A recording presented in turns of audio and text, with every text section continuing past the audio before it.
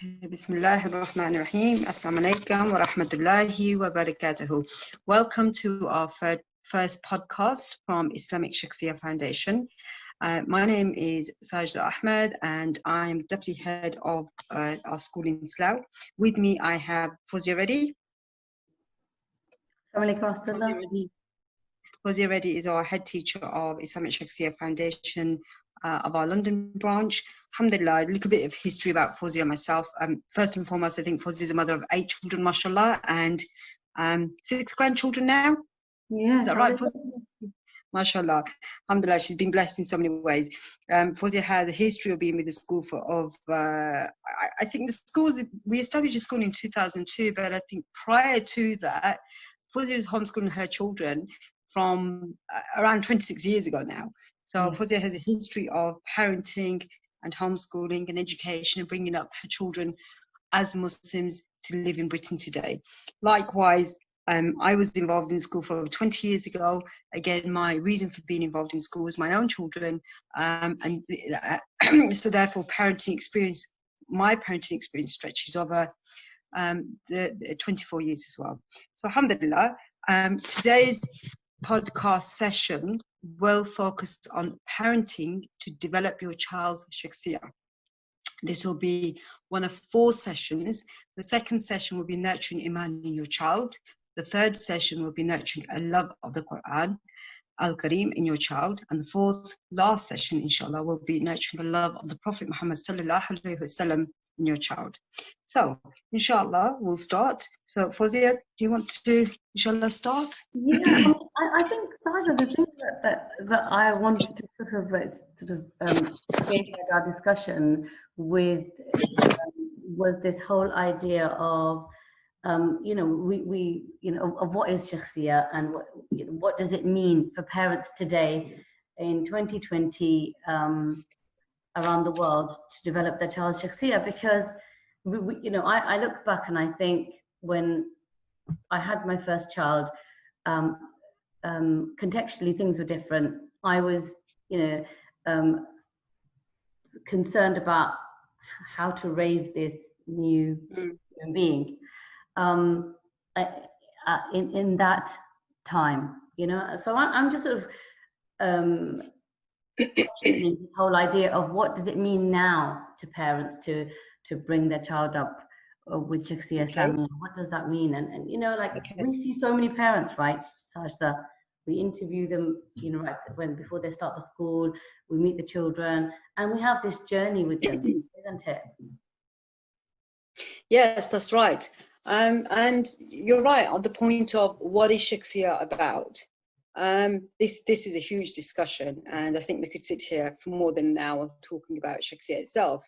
And again, what you mentioned about your journey of when you had your first child, and similarly, when your Allah blesses you with a child, and you have this tiny, masoom, innocent little being in your arms, and you sit there staring at this innocent face, and then you think, Subhanallah, I'm responsible for the upbringing of this child, and not only am I responsible for making sure that this child gets the best, meaning food, clothing, shelter, but ultimately this little being belongs to Allah.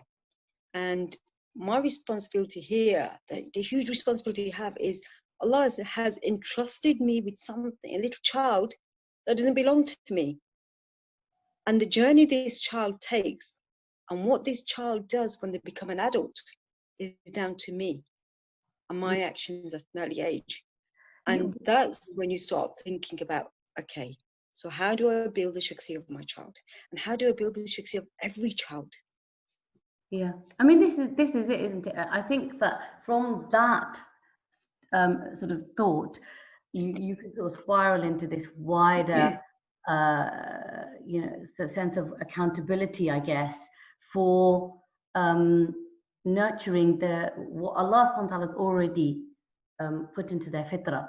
Children come in all different guises. You've got some children they're able to be incredibly patient. Sort of other children find it exceptionally difficult to give up something that they love. And we have these characters, if you like, that are innate in them as part of their fitrah, because we're born with an individual character. When you can't say your children are identical to your neighbor's children or your sister's children, or even to one another. I mean, within a family of, mashallah, you have 8 children, or we could have a class of 15 children within our school, and within that class, each child brings a unique self to the classroom. Therefore, the needs, developmentally, everything is unique to each individual. And that's something we need to recognize very early on, because what I find is, when you were saying earlier on that how do we support parents to understand how to build a child shakhsiyah, sometimes when you're working with very young parents, like we were many years ago, alhamdulillah, I'd like to say we are wiser now, but sometimes we can make the mistake of, okay, we deal with every child in the same way. Well, this is what I found that parents have made the mistake of. Okay, so if I'm building a child shakhsiyah, that just by praying with my child and being a good role model is enough. That's not necessarily always enough. Yeah, I think it's about unpicking this a little bit more. I mean, if you look at the Shakhsiyah Islamiyah, it's about developing the children so that they understand how Islam relates to the world around them,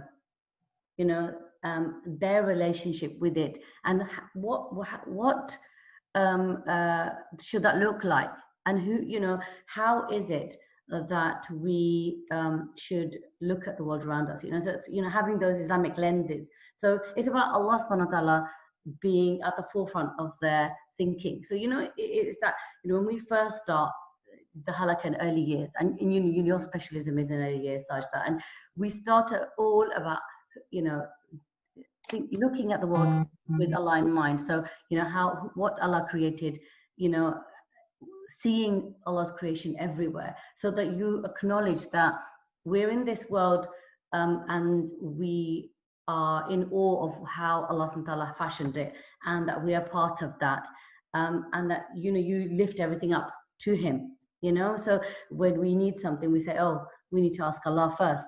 So you're creating that taqwa, those seeds from a very, very young age, and getting to understand the world through knowing Allah subhanahu wa ta'ala first. I think that's essential in understanding what it is to develop children's shakhsiyah. And you can carry on with that for the first 3 to 4 years of their lives, because they're just coming into their own and developing thinking, even though reasoning isn't there. But thinking is developing, isn't it? It is, yeah. So you're prodding that thinking when they're asking questions. You're feeding that with what is correct and right in the way that Allah wants you to, so that children have this awe of wonder about their Rabb and that link to their Rabb, and it's a very natural thing. Yes, it is. Yeah.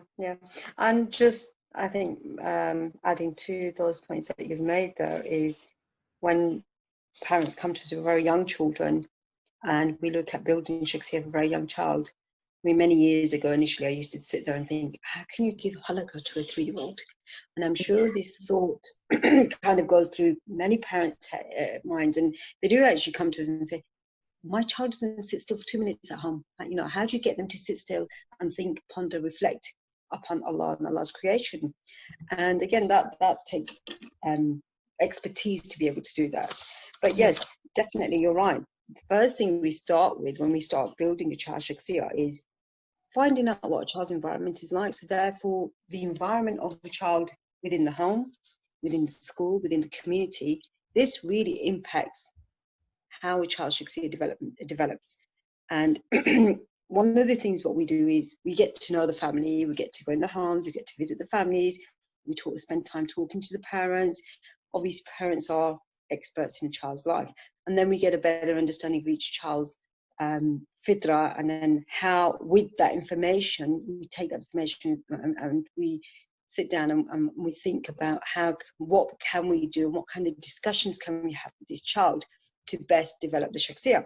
So yes, you've got your love for Allah subhanahu wa ta'ala, and you've got your understanding of creation and how he's created everything and how he's blessed us with so much. And children naturally want to hear good things, and they naturally yearn to love. So when you create love within them, that's a very easy kind of concept to create for them, through lots of nasheeds and simple nursery rhymes, but and then discussion, and even maybe stories with soft toys. That's very easy to develop.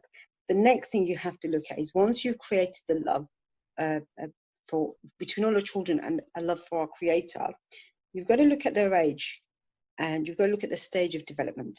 So if a child is, let's say you've got a 4-year-old child, you've got 2 4-year-old children, and as you said earlier on, every child is different. So one child might be the eldest child in a family who's been very much where, I suppose, the parents been very protective and they've done a lot for their child. So the child has not developed certain skills, and this child, we could say, has not really interacted with other children either. So therefore, their social skills, their interaction skills will be at a different stage to another child who may be the youngest in the family, who may have older siblings.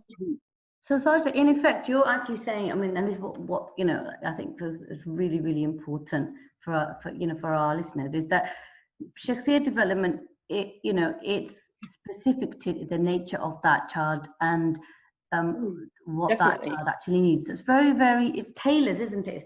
So parents shouldn't feel that they have got a checklist and they tick them off. It's more that, you're analyzing, you're reviewing, you're sort of constantly back and forth with the child to sort of to see where they're at. I mean, there's this journey of taming the nafs, really sitting and persevering, if you like, to tame the nafs. And through the different milestones that children go through, is that we see that their nafs has different challenges. We know the hadith of Umar al-Khattab that from 0 to 7 you play with them, and 7 to 14 you educate, teach them, to 21 you be their friend. And so that the nafs is going through certain changes through those milestones, and you have to, as a parent, look at that, or as a teacher, look at that and think, I need to. You have to be aware of them here now. Sorry. Yeah. I just the point that you've made of the changes children go through as they develop from 0 to 7, 7 to 14, 14 to 21, the milestones they go to. This is something that you've got to be aware of, and if you're not aware of this, you will naturally you will notice the behavior of children changing, but you won't know how to actually put in the right measures to continue developing the shakhsiyah. So these milestones are crucial, where we will plan particular halaqa lessons, which it might be, I mean, for younger children, it's more about making relationships and their rights upon others and others' rights upon them. So an example of this could be when I've got younger children and they come in, I mean, a 3-year-old only sees themselves, they're very egocentric, and understanding that a 3-year-old is egocentric provides you with the information that you need to support that child, because it's all about that child's world, and that child is very important to him or herself. However, when they develop onto 4 or 5-year-olds, they start to notice others around them. And when they do notice other children, they start to notice how they look. So an example of this, I could say that I had a young child where we were looking at templates for a face to make for them with kind of just a smiley face and a face template to put on the front of their learning journeys. And this child was darker in skin tone than the others. And what the child didn't want to do is pick the tone that reflected his skin color. And that in itself made me pick up that, instantly, that child is feeling very insecure about himself and who he is. And one of the things what we do is, when we're building shakhsiyah building is not just about teaching children about Islam or teaching children about Allah and Allah's creation. Part of that is teaching children to be aware of their own identity and to be proud of who they are. So it's about synthesizing with the environment, because I mean, obviously, I mean, I don't know the context of that child, but I'm just sort of thinking that that child must have been exposed to some negativity around them about race or culture or color or whatever it is. And this is what I'm saying to you know, the starting point of the discussion was about contextualizing Shakhsiyah development. So it's about, as a parent, having some foresight, isn't it? If you've been in a situation where your child's faced some negativity or heard something or seen something, and you know that brings us to the current context. You know, right now living in Britain, obviously around the world, there's a lot of conversation going on about you know, identity and race and culture and color and things like that. And we need to be aware of what our children have been exposed to so that we can actually address it so they're not feeling insecure about themselves. Do you see? So this is why it's important as a parent to be very, very conscious and very, very proactive, you know, not accidentally parenting, but parenting consciously and deliberately at times, because that means that you're not waiting for the pitfalls to happen. You're you know, you're preempting the next phase. And that's not saying that we as parents can you know plan for every eventuality, because the tests are from Allah, and the situations that they may face may not be when we're in their presence. But I think it's important that children don't slip into these type of pitfalls and start feeling you know, in themselves negative about who they are, because that can have implications. That might be right at that time a 3 or 4 year old, but imagine that child when they're 23 or 24. That's right. And they've carried that and no one's addressed it. And I've seen it. I've seen it in my own reality, that, you know, children that are, you know, I've had over 700 children come through the doors of Shakhsiyah school. And, you know, I've had like, these 3-year-olds that now sort of 20 and sitting in my office and me having really deep conversations about identity and getting them to sort of really embrace who they are, but tie that to the decree of Allah and that they are believers, and that's what's the most important thing, you know. So I think it's also about, you know, the whole idea of showing them that, you know, yes, there's a behavior that you may have seen, you may have adopted, but that's not necessarily the right thing, you know, and getting them to reason and critically reflect upon what those kinds of behaviors can lead you to. But also take responsibility for their actions and for their thoughts even, you know, because I think that's quite another layer where you're inclining the children to always think along the lines of what Allah subhanahu wa ta'ala is going to be pleased with. And because accountability is linked to that. So these sort of behavior, responsibility and accountability, you know, Sajda, I just feel that in today's society, we are just not talking about these things with our children. We're just not, as adults, it's not at the forefront of our minds. So children are just sort of out there doing whatever, you know, they sort of feel inclined to. But then the light bulb isn't, oh my God, I'm accountable. Oh dear, I've got responsibility for my actions.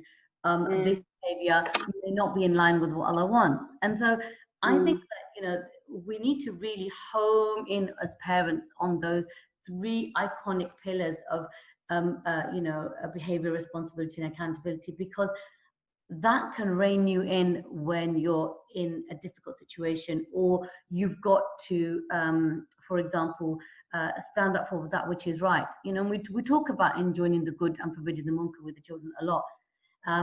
And obviously that has different layers, but to be able to do it with yourself first is a starting point, and then to do it with the circle of people around, and then make it something which is second nature to you, you know. And that is about developing the aqliyah as well. It's about giving the children enough knowledge and understanding of the deen of Allah, so that they then know, well, my responsibility is this, and I need to tame the nafs, or I need not to slip into thinking in that way, because that's not what Allah is pleased with, you know. And I think strength to do that, isn't it? The strength of character. Yeah.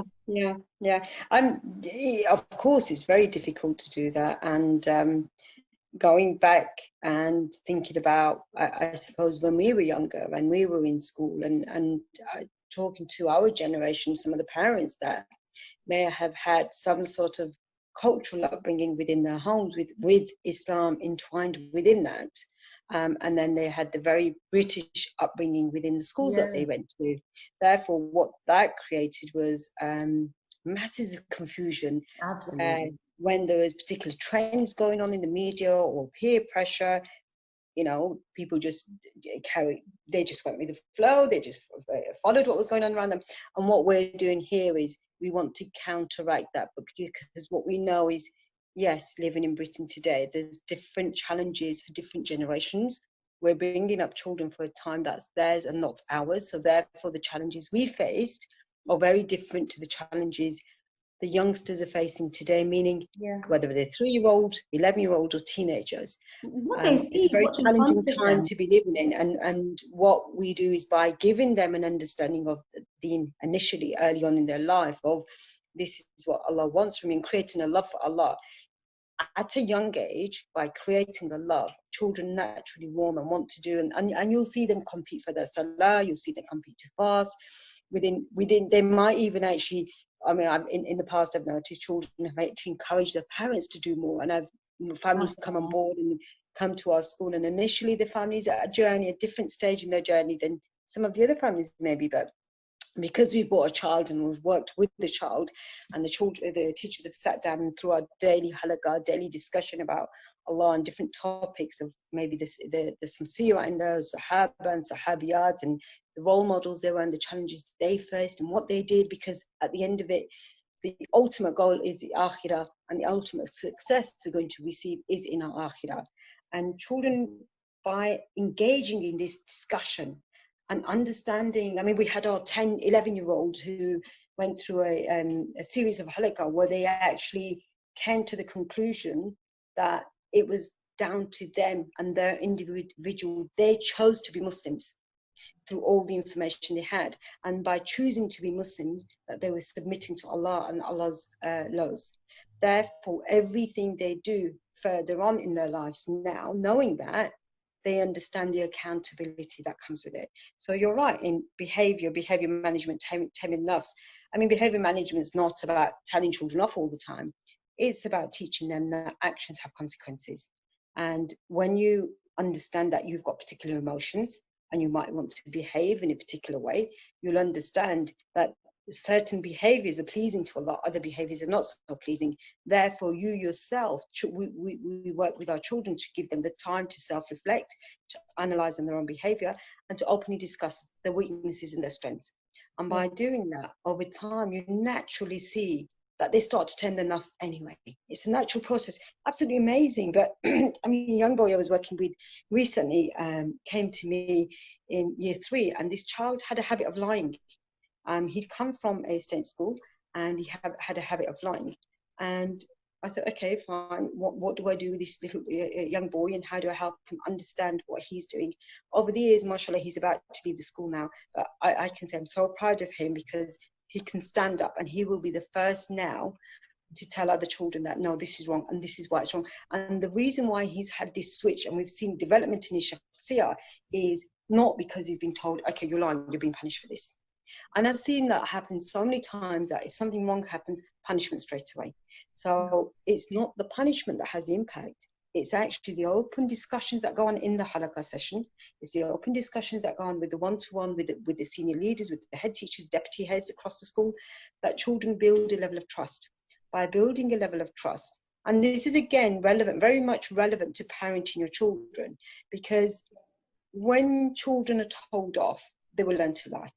And I'm sure we've all seen this around ourselves. I'm sure, Fawzia, you've seen this as well. Yes, and what you have to do is take a step back, and instantly you've got alarm bells screaming. How could my child miss Salah? How could my child do this? How could, if I asked my child, they prayed Salah, they said that yes, and they've lied to me, and am I a failure in a parent or what have you? But no, you're not. And they're children and they're learning, and that journey needs support. So you kind of scaffold their learning. Then again, it's going back to that root of shakhsiyah development, which is real to your child, which is tailored to your child's needs, and maybe the struggles of their nafs that they are facing, and that might be according to their particular reality or their test, you know, and or they've been subjected to, you know, particular situation. You know, for example, you know, you have real life challenges that children are also exposed to, and that can develop resilience on the one hand, but sometimes it can also cause the child to feel insecure, you know, and this is where we ourselves as parents need to sort of be, you know, attentive. Okay. Yeah, life doesn't. Because I think part of the, I think parenting, you know, there isn't a tailored guide, because contextually different issues are being thrown at our children, especially when you look at, I mean, you know, in the future, hopefully we can go through, you know, how to tackle, you know, the media and you know, these things that our children are now exposed to, where we you know, many years ago we didn't have that, you know, we didn't have those concerns because you could just press the off switch on the TV and your children wouldn't hear of what was going on, you know. Yes, well, now you've got gadgets everywhere, and yeah, the kind of control you have has changed, and that's not, and that can be very dangerous if you don't equip your child with the necessary skills of understanding what's good and what's not so good for them at an early age. Otherwise, when they are given gadgets or they are given a smartphone or what have you, it's all the doors are opened up and they don't know how to actually differentiate what's good for them and what's not good for them. It's about navigating with responsibility and accountability, like, you know, and you know, I keep coming back to these iconic phrases because I think that, you know, parenting is very real when we tie children's, you know, actions, you know, our own, to accountability and responsibility. And I think it's handing over some of that to the children, giving them responsibility like we do at the school. You know, we've got certain things that, you know, we have the Amira in the class, you're responsible for giving out the pencils, and it might be really mundane, but what you're doing, you're developing in that child a sense of you know, use in that environment, but also that, okay, I'm now going to be making sure this is done properly, it's done in a specific manner, and then I'm going to, if someone asks me about it, I've got to you know, take the responsibility to you know, to give them the account of what I've done or what's happened. So you're teaching through a very, very simple responsibility that we give young children, or children per se. We are nurturing their shakhsiyah, because I just want to bring it sort of real to the parents that we keep saying shakhsiyah development and this, you know, it's not something which is out of your reach, or, you know, you need to be a qualified person to be able to do this. This is something no, of course not. Yeah, and Allah subhanahu wa ta'ala has ordained us to do this, and, you know, we have been, you know, I'm a real true believer of, you know, when a child is born, a mother and a father is born too. You know, that natural fitrah that we have within us to nurture something, to give something. You know that, you know, we talk about silatul rahim. You know, the rahim, you know, the womb and the connections of the womb. That also has a connection to, you know, how we then as parents take on that responsibility, and that we're not lackadaisical about it, that we're not sort of oblivious to raising this new being, and that we ourselves are going to be accountable on the day of Qiyamah for what we you know, did for that child, and how we inclined them to love Allah subhanahu wa ta'ala, to submit to Him, because ultimately it's about submission, isn't it? You know, we're right. Yeah. To submit to their will, to Allah, to Allah's decree. You know, and the parent does that. We have, you know, we plant that initial seed as parents. So in developing that shakhsiyah, the goal and the purpose has to always be submission, and it has to be 1 foot in the akhirah and 1 foot in the dunya. You cannot have just dunya goals. You know, I mean, this is another minefield of discussions about what type of goals your parents have, isn't it, Sajda? Because we meet parents. I think when sorry, go on. Yeah, your goals, I mean, are very, very crucial, especially so as a parent, being a parent of a very young child, and then having this you kind of thinking process going in your head. Look, I want the best for my child, but and when we interview parents, is I want my child to have a good shakhsiyah, and that's why I want to bring them to this school because of the shakhsiyah. And I've had so much good about other children and what they're doing and how they're doing it, and the kind of things they're coming home and they're reciting surahs and du'as and they're fasting and we hear the adhkar, and it's very different to other children in our family. Now that's very easy to see, but that takes a lot of work. So the shakhsiyah, what is parents' responsibility here? This is what we're talking about, and a lot of what you've already said kind of highlights parents' responsibility. But bringing your child to an Islamic school and leaving your child in the school and thinking that the school is going to do all the work, that's not enough. That's where we'll see, and we've seen many children that have graduated from our school, gone into secondary schools, but then because the parents have left it down to school while they've been in the schooling in Shakhsiyah school or in a primary school, they've kind of been okay, they've gone along with the friends, the environment of all the other friends around them who are striving to please Allah, who are doing all the fard acts and trying to do sunnah acts, and you see them in Ramadan where they've got love for the Quran, and you kind of hear the Quran flowing through the building. This environment naturally brings every child on board. But as soon as a child leaves that environment and they're not equipped with the necessary skills that we've talked about, and they may go on to secondary schools, then give 3, 4, 5, 6 years. If the parents don't put in what they need to put in at that point and work with the child, majority of the work that was done early on is lost. Absolutely, Sajda. I mean, I was just going to add that I think we mustn't forget that as a school, we're not taking over the role of the parent at all. We're in loco parentis. We are sharing the role when the child is in our care, because we understand what it is to be a murabbi, to actually nurture in the whole sort of full sense of the word, and we take on this amazing responsibility, and we do it in a way which is very, very in tune with how Allah subhanahu wa ta'ala wants us to raise the next generation of Muslims, how we're raising an Abdullah, a slave of Allah, a servant of Allah. And so we do that. But again, when we hand over the child back to the parent, it's that they then continue to fulfill their fard, for the rest of the day, the evening, the night, the weekend. We can't say that we take over their role. We do we do the tarbiyah, or the shakhsiyah development, and that's sufficient for the whole week. And the parents can be oblivious to whatever. They're only in school for 6 hours in the day, and then there's so many hours outside school. So, like you said, is the challenges of what happened within the family environment in the home. So, if it's an extension of the school, or you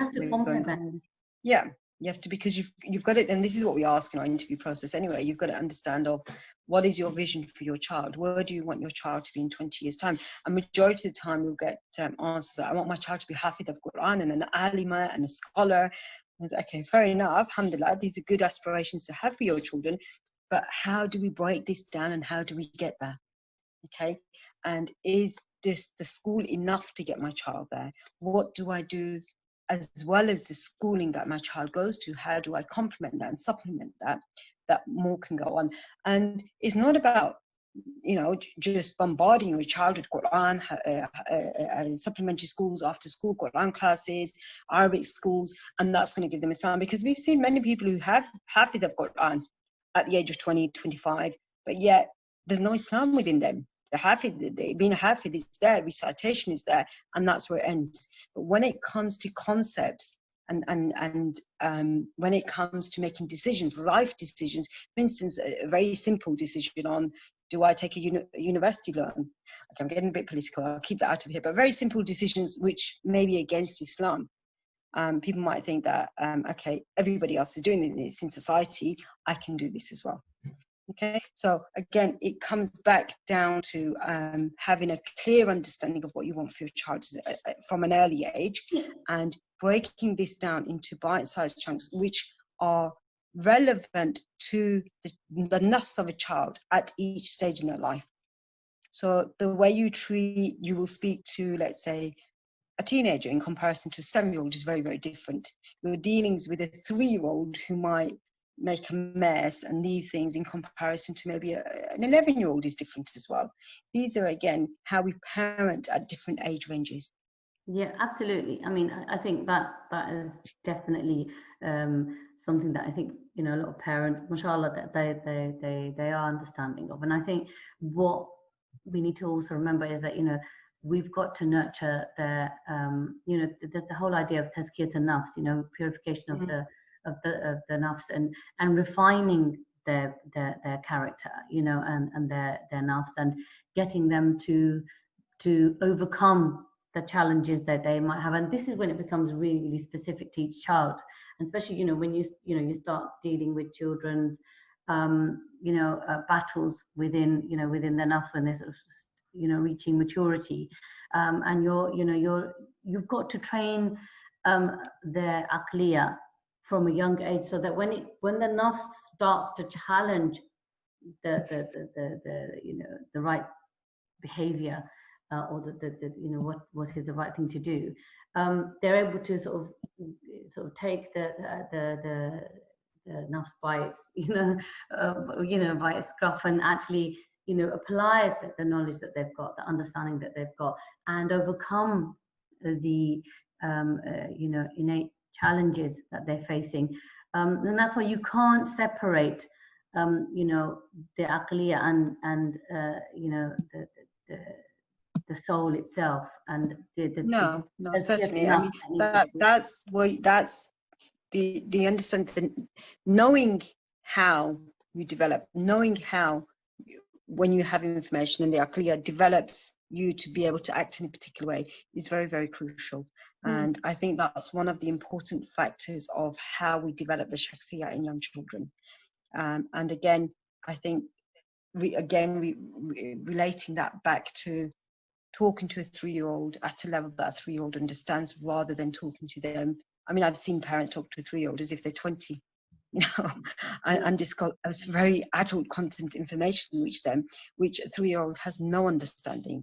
So again, the age range of a child, the way Allah develops children as they grow, the specific milestones in their life, and these need to be matched up with the content of what's being discussed within our halaqah, to help a child's mind grow at that point, to be able to deal with life that's important to them.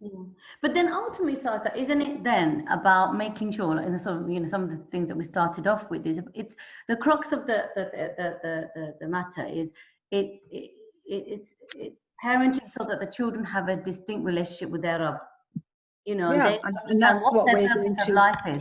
You know, if I know at a very young child's level, that's a bit difficult to pass as a concept. But if you keep reminding the children that we are, you know, Allah subhanahu wa ta'ala created us to worship Him. This is something that I initially started off with, and I said that I did many years ago think that was very difficult to develop in a young child's mind. But I think by the age of 3, it's something that can quite easily be done through plays, stories, books, rhymes, songs, and sheets. It can be done in a very natural process. There's a natural process of doing this. So I don't think that's really too difficult. If you think, sorry, it's coming there. If you think about the early Muslims, you know, first of all, Prophet Muhammad sallallahu alaihi wasallam, you know, he was nurturing the Sahaba to love Allah subhanahu wa ta'ala, to incline their hearts to love Allah subhanahu wa ta'ala. And then when the hudud came, it was sami'na wa ata'na, we hear and we obey. Yeah. So it's the same thing that we as parents need to be doing with our children. We need to be making sure that their heart is inclined to love their Rabb, and that's part of their fitrah. Allah has created us to worship a creator. You know, that's innate part of their fitrah. So it's not a challenging thing to do. You know, when you look around you and you see people have to have somebody that they look up to, and they've got to be in awe, and you know, over who they feel is deserving of their praise. And you know, we all human beings, whether they're Muslim or not, have this innately in them. That's right. So it's about nurturing that need to you know, to love Allah subhanahu wa ta'ala, and through all our actions it's about pleasing Allah subhanahu wa ta'ala, not just pleasing ourselves. And that wider goal of, you know, instilling the idea that we love and hate for the sake of Allah, you know, wala wal bara. We look at that and we keep that in perspective in, you know, in all our actions, in all our dealings. Okay. And these strands can, what I'm trying to say is that these strands, they are built from a very young age, and it's about what the inner voice of the child is, and that has to be your voice as a parent. That, you know, when they're alone, they have to hear your voice and the reminders. Sorry to jump in there a little bit. We are running short on time. So what we are going to do, inshallah, there'll be more podcasts in the month of Dhul Hijjah. And I think the next one we will be doing is nurturing a man in a young child. So it will be a natural progression from today's discussion. Yes, we've discussed about Shakhsiyah, we've discussed about the challenges we faced, we've discussed about the responsibility of a parent, we've discussed of different stages and ages children have, and how the developmentally, that your discussions need to match that, so to be able to nurture their nafs at that point in their lives.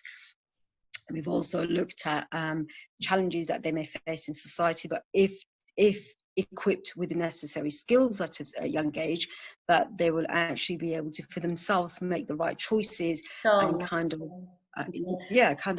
uphold the deen, you know, even as teenagers, inshallah, and then young adults become like the Sahaba and Sahabiyat, inshallah, and become shining stars of the next generation. So we are going to need to wrap up on that, inshallah. Yeah, okay, yeah, that's so one final comment. Yes, I just wanted to add that, you know, just for the listeners, that, you know, Shakhsiyah schools, we have been running for, you know, for almost 20 years.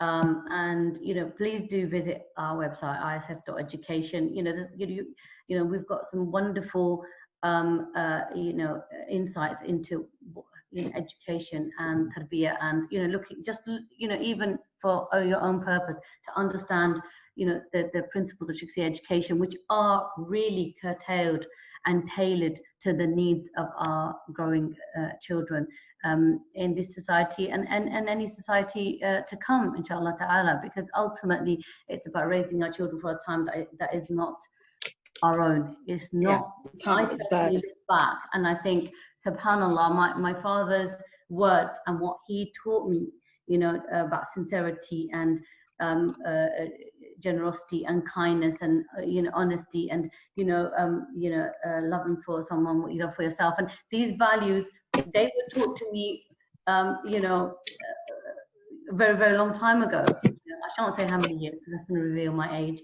but yes, anyway, it's a long time ago. The point is, those values have got me through this you know, age of the internet and social media and, you know, all of this that we're being bombarded with now, which I mean, I'm sure my father never had the wildest dreams would be my challenges or would be something that I'd be facing. So I think it's going back to what values from Islam do we need to instill in our children that's going to prepare them to hold on to the rope of Allah until their last breath. And that's what it's about. And may Allah protect our children and guide them on the straight path. May Allah protect them from the fitan around them, and like He did Isa ibn Maryam and Maryam bint Imran. May Allah forgive us, and you know, inshallah we can continue our conversations on further podcasts. But Jazakallah khairan.